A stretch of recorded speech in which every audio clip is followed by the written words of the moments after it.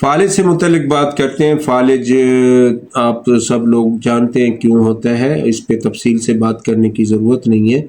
मैं इससे पहले जितनी भी फालिज पे वीडियो कर चुका हूँ उसमें मैंने खाने के लिए इस्तेमाल जो अंदर आप एक्सटर्नल नहीं इंटरनल यूज़ के लिए मेडिसिन इस्तेमाल करते हैं उसके बारे में बात होती रही है।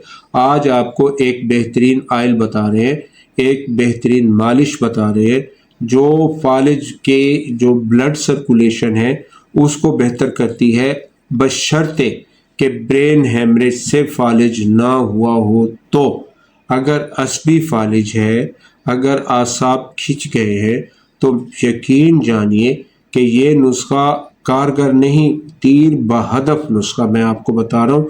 इस नुस्खे को आप इस वीडियो को महफूज कर लें और उन लोगों के साथ ज़रूर शेयर करें जो इस तकलीफ़ में मुब्तला हैं। सब आपकी गर्ज से और मेरे चैनल को आप सब्सक्राइब कर लें, फॉलो करें मुझे, ताकि आप तक अच्छी अच्छी वीडियो पहुंचती रहें, आपकी मालूमात में इजाफा होता रहे। तो इसको हम रोगन फालिज भी कहते हैं।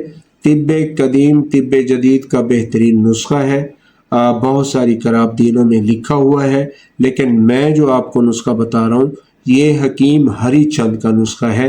ये हकीम हरी चंद बहुत इंडिया के जाने माने हकीम थे, इनका इदारा है इंडिया में और ये बहुत जहीयत अतिब्बा में इनका शुमार होता था।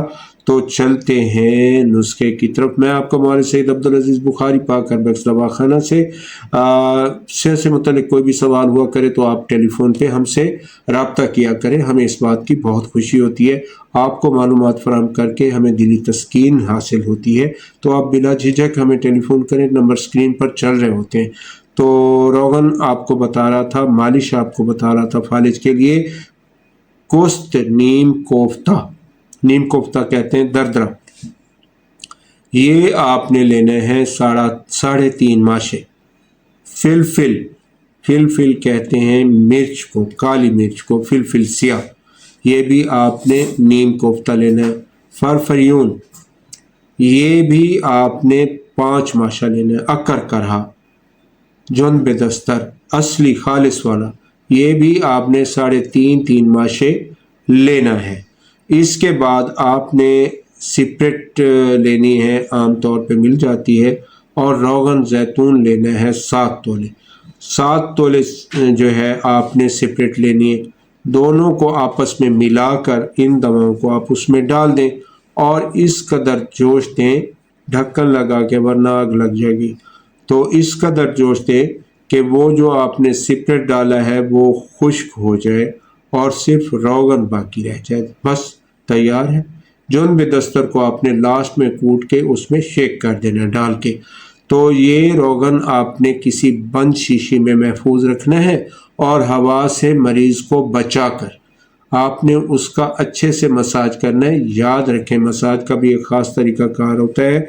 ये आपके बाल जिस सिमत में लेटे हुए हैं उसकी उल्टी सिमत में आपने मसाज नहीं करना, बस इस सिमत में, जहाँ से बाल आपके जिस सिमत में लेटे हुए हैं उसी सिमत में आपने मसाज करना है। और मसाज करने के बाद आपने किसी गर्म कपड़े से उस हिस्से को ढांप लेना है उस वक्त तक जब तक उसका टेम्परेचर आपके बॉडी टेम्परेचर के साथ मैच ना हो जाए। बस ये करना है।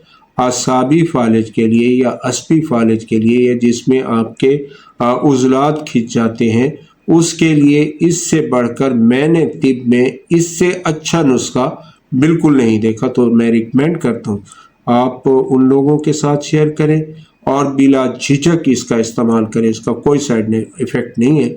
आपसे इजाज़त चाहता हूँ।